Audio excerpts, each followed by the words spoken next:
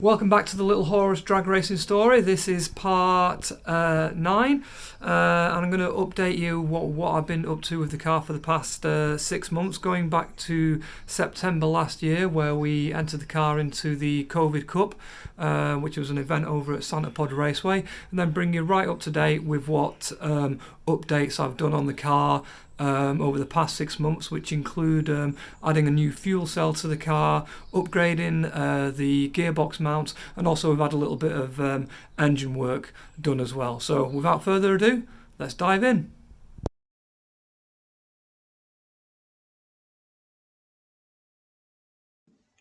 So let's take you back to September 2020. I entered the car into an event at Santa Pod Raceway called the KOVID Cup. It was actually the national finals, but as there wasn't any racing on in 2020, it was re-nicknamed the KOVID Cup. Now, I was sure I was going to get the car into the 11s at this event. The car ran well at the previous meeting where I did a 12.3 at 108 mile an hour. And that was with only 9 psi of boost and no water methanol. I was planning on turning the boost up to 14 psi and running the methanol at this meeting, so I was convinced I was going to smash my personal best. Now, if you've watched any of my videos, I think you can probably guess what I'm about to say. The event started off well. We got the car out of the trailer, set up the pit area, and made our way down for a first test run. I hadn't changed anything at this point. I just wanted to see how the car would run before I started adding boost and turning the methanol on. I had a great start. The car really launched off the line, but then it seemed to lose a lot of power and we trundled over the line doing a 15.5. Back in the pits, we checked, double checked, triple checked everything. But we couldn't find anything wrong with the car, and in the end we sort of put it down to just a bad run. However, I then noticed a very small noise coming from the bottom end. We got a few of the club members to come and have a listen, and sure enough, everyone agreed there was a definite death rattle. So, yet again, we decided to retire the car. Back home, I took the engine out and I sent it to this man, Daz Chandler, over at DC's Hot Rod Shop. Daz stripped the engine down and we found that number 4 rod bearing had failed, and the result was that we had yet again killed another crank.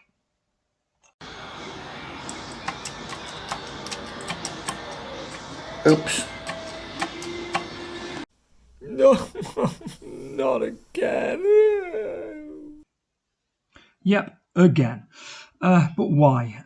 Well, we think we may have finally found the problem. Daz kindly stripped the case down for me, and we found that the oil ways in the case were half blocked with swarf.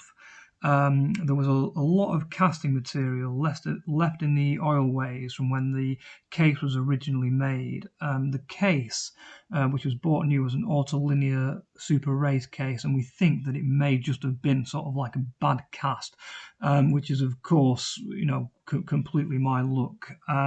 Daz also found that one of my oil connections was too small, which was my own dumb fault. So this just compacted on the oil starvation problem. Luckily for me, Daz had a solution. He drilled out and cleaned all the oil ways so that everything would flow much better. He then plugged the ends, and we then added some larger AN10 oil connections and reworked the complete oil system. I also made the decision to remove the oil cooler, as we were thinking that it's a bit better to have more oil flowing around the engine than it is having oil flowing around meters of pipe and around an oil cooler. The engine never really got overly hot anyway, and even after two to three back-to-back runs, it would only ever get to 120 degrees or so. I can, of course, always refit the oil cooler if I find that the engine starts to get a little bit hot. But for now, rework the complete oil system. Hopefully it should solve the problem. Next up was a little head work. Daz cleaned and polished all the heads. We then had the heads hemi-cut. and then Daz rebuilt the motor back up using a CB Performance 82mm crank and 5.5 connecting rods. And hopefully, this will be the last time that I've got to buy a crank. I also snapped the front nose cone at this event, which is the third or maybe even the fourth time that I've done this. So whilst I was waiting for the engine to come back from DC's hot rod shop, I decided to upgrade all the gearbox mountings. First I replaced the rubber mid mounts with solid steel ones. Then I replaced the rear mounts and changed them to a solid mount as well. So hopefully this should eliminate me breaking any more nose cones. I got the engine back from Daz in February, and I've just begun the install. Hopefully, we'll have the engine up and running by the end of March. I'm just waiting for a few parts to arrive now at the moment. Now, we're still not 100% sure when our first race meeting is going to be due to COVID restrictions. It may be early April, but it's looking more than likely it's probably going to be May.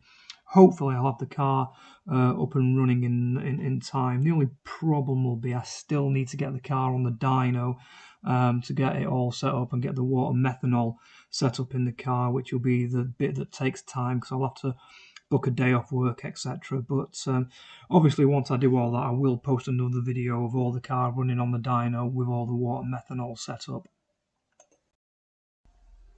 So I did a few winter upgrades to the car. One of them I won't show you in this video because it's not quite finished. You'll have to wait to the next one, but it will be worth the wait because it is something really super cool. The upgrade I will show you though in this video is the new fuel cell. Last year there were a few fuel starvation issues, so I decided it was time to remove the original fuel tank and add a new 2-gallon fuel cell. The fuel cell was made by ARF Fabrication and is also foam filled to prevent any starvation. First I made a template out of cardboard, which is something I do all the time before committing to steel. I'd measured the area and cut some alloy panels to the correct size and shape. If you remember, the fuel pump used to be under the tank, so it was a real pain to access. I removed the fuel pump on top along with a new fuel filter, and I changed all the pipework to AN8 connectors with steel braided pipe. I've also added a fuel pump cut-off switch in the cab, so everything is now a lot safer and looks a lot more professional. So this is the new fuel cell setup. Hope you can see that clearly. I've moved the pump on top that's the filter, new pipe, and then the tank itself is foam filled. That's the breather, that's the return, which I've not quite connected up.